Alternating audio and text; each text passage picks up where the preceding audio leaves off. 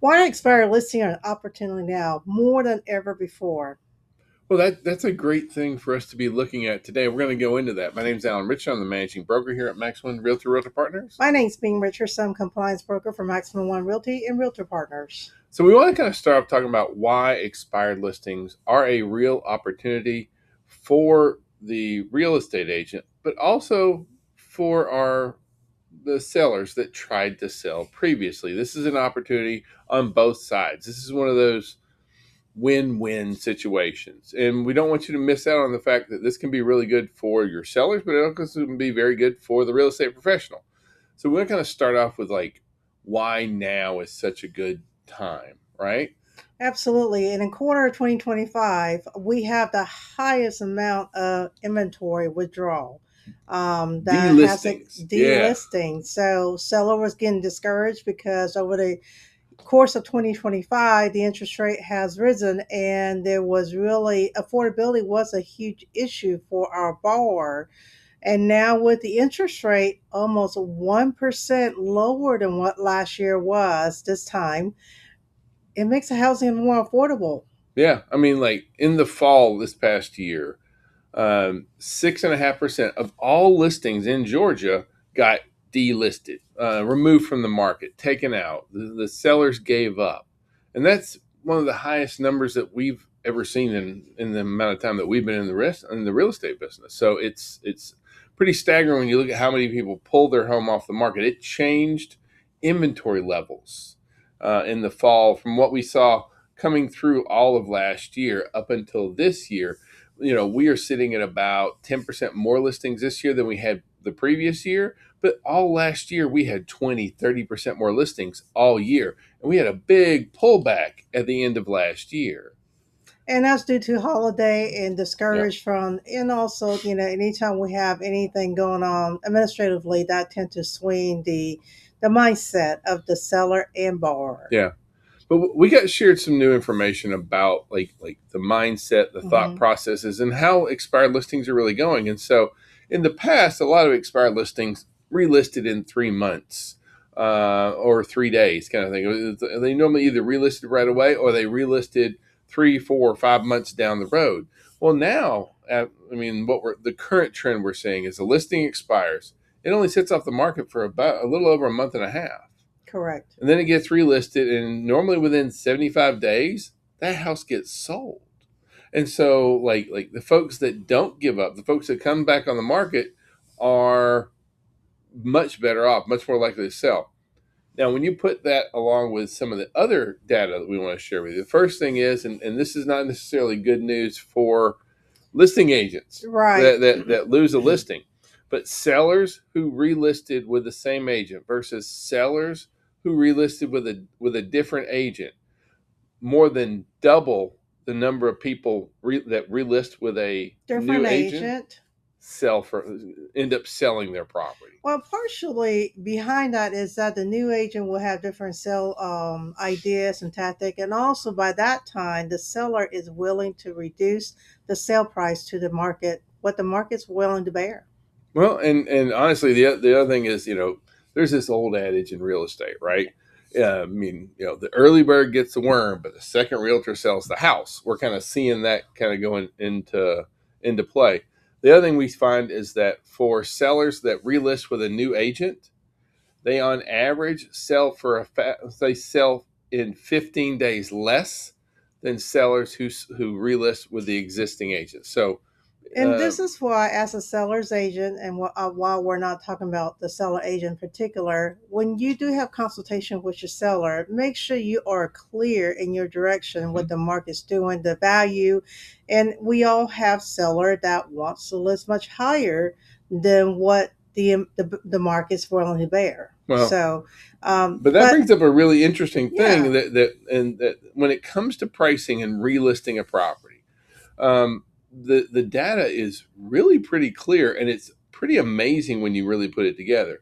For sellers that relist at the same sale price, they are less likely to sell than for sellers that either relist at a higher price or relist at a lower price. So what the data is showing us is it's really important that you change. It's not necessarily important that you drop the price in every single instance. It's that it has to change. Like a larger percentage of people sell at a higher list price than the same list price, and a larger percentage of people sell at a lower list price than the existing sale price that they're currently at. And so it's more important that you change, not that you go up or down. But you change. Yeah, that's the big piece there, right there. Now, why this is an opportunity right now more than ever, right? Is that we talked about all those sellers. Now in the U.S., the The number of overall delisting, market, yeah, it's right? like 2.5 million people had delisted, but here in Georgia it's not quite that big, but it is a significant number. That's 6.5% of all listings that delisted.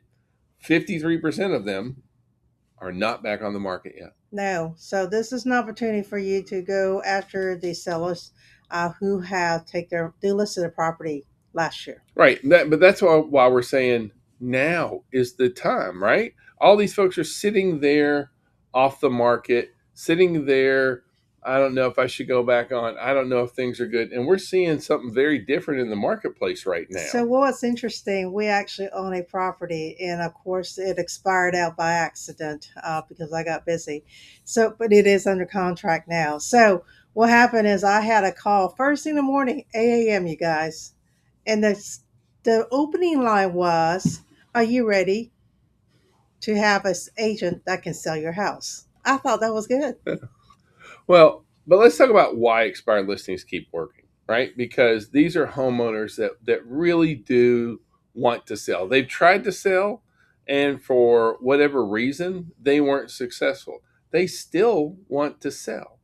And so we're going to encourage you that you should reach out. But in order to reach out, please, I'm going to beg of you here, use permission based approaches Hmm. when reaching out, right? What we don't find that works really good is the hardcore, Please pushy, don't do in that. your face. Like honestly, my personal feeling is that gives us all kind of a bad name.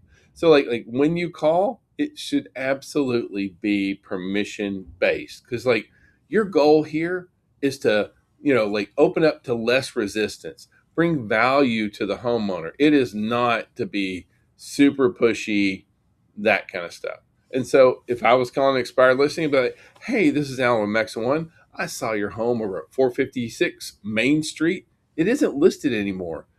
Tell me, did I catch you at a bad time? Now, No, go ahead, Alan. well, but I mean, some people, if they don't have a minute, drop it. Don't like go for the juggler. Who wants to talk to that person? I'm sorry, I find that kind of thing so unbelievably annoying. It's not even funny.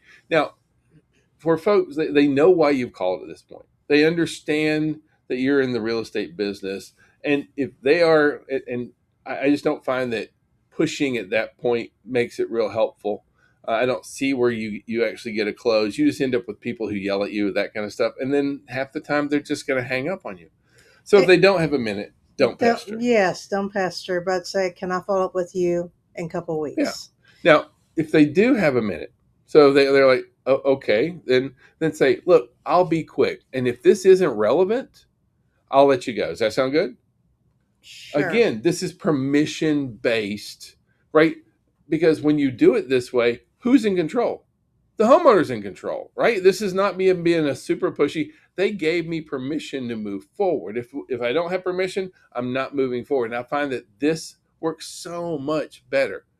Next thing you got to do is kind of jump into why you're calling, Correct. and really you want to be the local guy, right?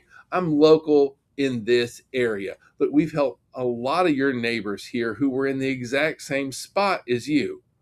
Like you want to tie in that they're not alone. This happens more than a lot of people want to acknowledge, that kind of stuff. So we've helped a lot of neighbors in your same situation.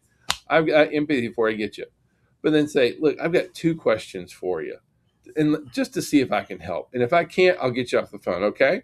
Again, permission based. So now they're like, okay, what you got? So the first question, and I love the text. I mean, I love this verbiage is to me, it just work. I don't know. It flows for me. Right. So, what do you think? blocked your sale? Was it price, presentation, or promotion? And they're sitting there in their mind, and they're going price, presentation, promotion. First of all, it flows, right? It flows really good. Price, presentation, promotion. But then they got to think, okay, price. Okay, I get that one figured out. Presentation. Was the house presented right? What was it marketed out there good? And then promotion, like did it get did it show in its best light? They're kind of putting all those kind of things. And so sometimes I do have to follow up a little bit and say, what kind of showing activity did you get? That right there is going to tell you a lot. Because if they got, oh, we got a ton of offers and this, okay, it's probably not price. It's probably not promotion. Now we're down into presentation, right? But if showings were soft, that kind of stuff, you probably know that this It's is a price this is issue. probably price and possibly promotion, right? Were the photos stinky, that kind of stuff, listing descriptions, was it not marketed in everywhere where it should be, that kind of stuff. But you want to, like this is your opportunity to have a conversation with a seller, right? So I mean, what do you think? What do you think? Was it price, promotion, or presentation? And Absolutely. then like remember, you got one ear, two ears, one mouth. So you have to So listen. listen more than you speak. Yeah, and see what they feel like and that kind of stuff. So now, before they start getting all the way down rabbit holes, make sure that you jump into question two. And so, and question two is this is the next step of your permission, right? Hey, if you could get your number in this environment, would you still want to sell in the next 90 days or so? I mean, so long as you had a plan that worked, would you still be interested to sell? If it's no, well, then there's no point moving forward, right? Tell them thank you for their time, the opportunity, and that give them your number and Yeah. tell them you're always available. Yeah. So, the thing here is that it's not just about getting Permissions. permission. Sometimes it's Yeah. about courtesy. And if you lead with a courtesy and kindness, they most likely will remember you. Right. So now at this point is when you have to kind of go into.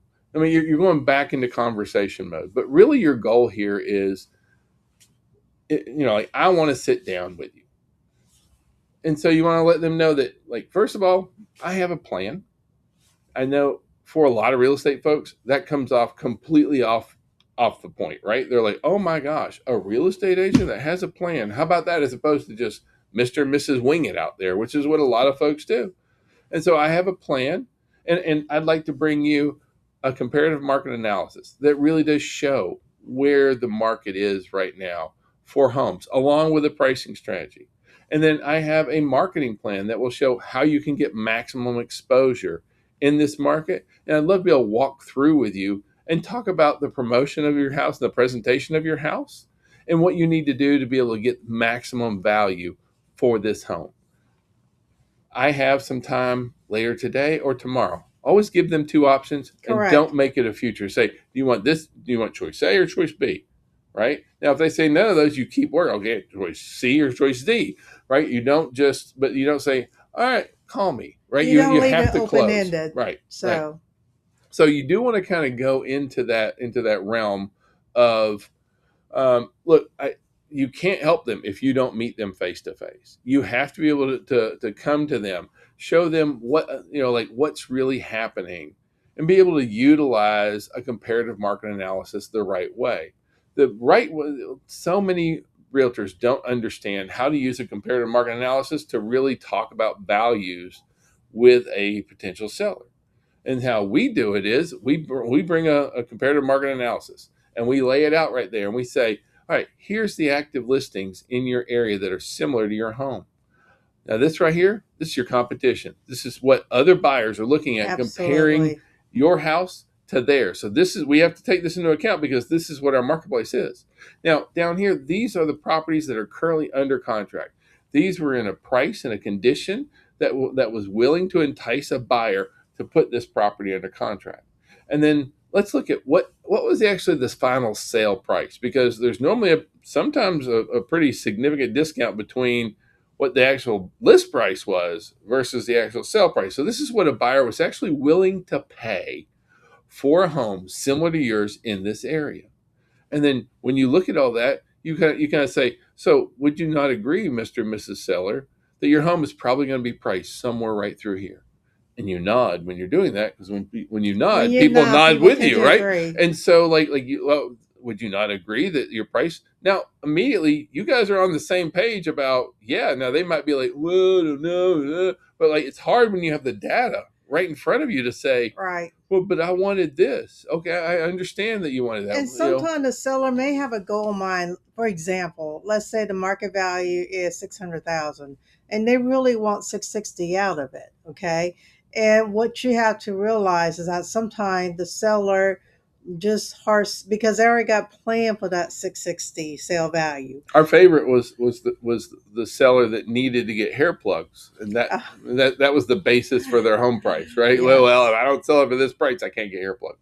So like But I understand everybody has yeah, different motivation. If that motivation is negotiable and you can talk in a sense of, okay, with that price point, we have nothing. So even if I get your property under contract today, it may not appraise. So rather than, sit in the market for a long period of time, would you want to move forward next 30, 60 days yeah. versus 120 plus? And now, and so this is your time to go over your comparative market analysis, talk about how you market the home, and then tour the home with the seller to be able to Mhm. go through and explain and talk about presentation, how the property is actually really looking, and those kind of things. So, um, we hope this provides some value for you. We hope that you'll take this unique opportunity in our marketplace right now.